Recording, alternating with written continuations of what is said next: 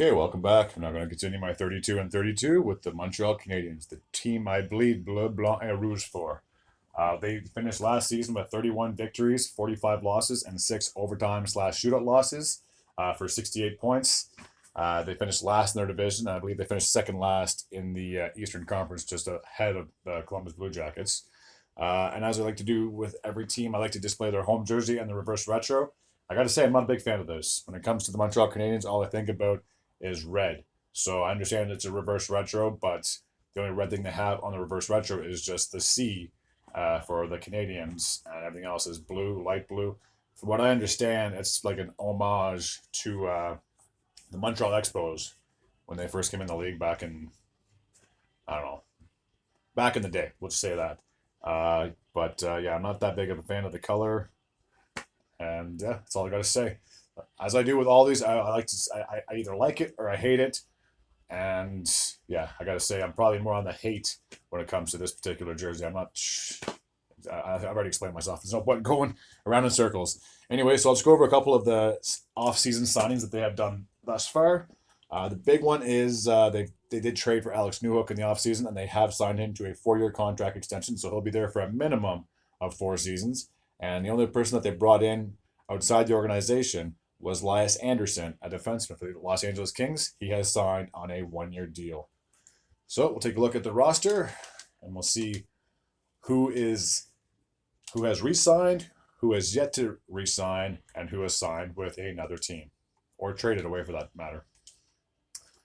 So we'll just got to pull up the Canadiens, and we'll take a look at their roster. So we'll start with the goaltending tandem. Just going to adjust this, so just bear with me. So, man, you see on your screen, Jake Allen. Between him and Sam Montembeault, they pretty much split the crease last year. He did have, he just came off the last year of his initial contract with the Canadiens, and he has now signed for 2 more seasons. Pending a trade, he'll be there for at least 2 more years. Samuel Montembeault is signed for 1 more year after this. We'll see what his future is like after this year. And then Carey Price, the goaltender that they had, the franchise goaltender, the face of the franchise, you could say, since he came in the league back in the 07-08 season, is on the LTIR. So I'm sure if they can get him off of the books for the salary, that might help to be able to bring in more people from the outside. And we'll take a look at their forward and defensive depth. So Josh Anderson still has 4 more years left to go on his contract. Yoel Armia has 2 more years left to go on his contract. I'm going to turn this a little bit, so just hold on. Okay. Justin Barron is coming into the last year of his contract. Alex Belzile, I was very surprised that they did not re-sign him. He is off to New York to play with the Rangers. Paul Byron, I believe, if he hasn't retired, will be retiring just due to injuries, nagging injuries. Cole Caulfield has re-signed. I believe it was a 7-year deal, six or 7-year deal. So he'll be there for many, many seasons to come, being the face of the franchise, both between him and Suzuki. Kirby Dach has 3 more years left to go on his contract. Jonathan Drouin. What can I say about that guy? Overpriced, underpaid. Sorry, overpriced, underplayed, I should say. And yeah, I got to say, I don't miss his contract being off the books. Christian Dvorak still has 2 more years left to go on his deal. Joel Edmondson was traded away to the Washington Capitals. Jake Evans still has 2 more years left to go on his contract, as does Sean Farrell. Brendan Gallagher has 4 more years left to go on his contract, and I got to say, I'm not a big fan of that contract. I understand that when he did resign, they still had Mark Bergevin, and he was just paying players whatever they felt like they wanted to pay.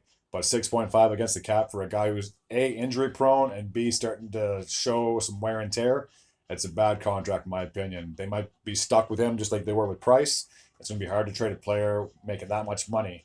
But yeah, I love the guy. I think I made a case for them that he should have been the captain, but he's regressed when it comes to goals and points from here on out. Caden Gooley has 2 more years left to go on his inaugural contract. Denis Gurianov was just brought over in a trade with for Evgeny Danonov, and he is now signed with. Who is he signed with? The Nashville Predators. Jordan Harris's contract did expire this past season, but he has signed a 2-year, 1.4 mil. So he'll be here for at least 2 more seasons. Raphael Harvey Pinard has signed an extension for 2 seasons. Mike Hoffman has been traded to the San Jose Sharks, so he is off the books. Jonathan Kovacevic, his contract did expire this past year, but he has re-signed 2 more seasons for $765,000. Mike Matheson has 3 more years left to go on his contract. Sean Monahan has re-signed on a 1-year deal, so we'll see how well he can play. If he can stay healthy, that's going to be the big question going forward for this team. Michael Bezzetta has re-signed as well, I believe, on a 2-year deal. Maybe it's just a 1-year, but I'm very certain he has re-signed with the team. Rem Pitlick was traded to the Pittsburgh Penguins in that 3-team deal, the whole Erik Karlsson trade. David Savard, I do apologize, has 2 more years left to go on his contract. Your guy, Slavkovsky, has 2 years left to go on his inaugural contract. We'll see how he can perform. Obviously, he was inconsistent being a rookie and getting adjusted from where he did play to the NHL. It's going to be it's always an adjustment whether you're playing overseas and you join the NHL or you're playing in juniors and you join the NHL. And obviously being selected first overall, that's going to have huge implications as to how well you do, how you succeed, how you develop. But I have high hopes for this kid, and I hope that he has a breakout season. Nick Suzuki, the captain, has 7 more years left to go on his contract. Chris Tierney has not re-signed with anybody, so he's... Oh, sorry, I do apologize. He has signed with New Jersey Devils.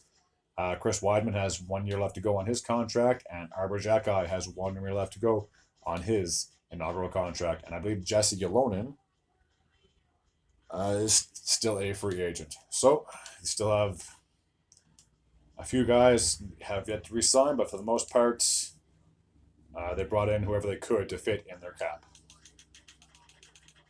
So, they got the team logos back up on the screen. It's not too blurry. So, for this upcoming season, the 2023-2024 campaign, it's going to be yet another hard, long season, I do believe. I mean, they had a bit of an improvement from the 22 season to the 2023 season, but I still think it's going to be a tough road to hoe for this Montreal Canadiens squad because they still got a lot of young players. They still got people to try and develop. Yes, I do like the coaching staff, and I do like what Ken Hughes has been doing in this rebuild, but I don't think they're making the playoffs this year. I still think it's going to be, they're still probably, honestly, in my opinion, there's probably still like at least 2-3 seasons away from competing and getting into the postseason because, like I said, that as I've said with any other team that I've covered in the Atlantic Division, that's going to be a tough division. There's at least 4 or 5 teams I would consider that could possibly squeeze into the postseason, and I think Montreal is still going to be in the bottom 4 of that division by the time the season has come to an end. So that's all I got to say for my Montreal Canadiens. Until next time, take care.